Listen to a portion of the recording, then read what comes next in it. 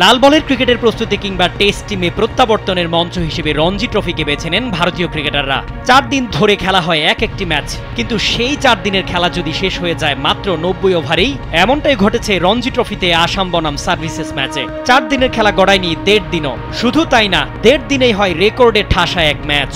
ম্যাচটি শেষ হয় 540 বলে, 4টি সেশন, 2 দলের মোট 32 উইকেট, 2 হ্যাট্রিক এবং মোট 359 রান। সবকিছুই হয়েছে 90 ওভারের মধ্যেই।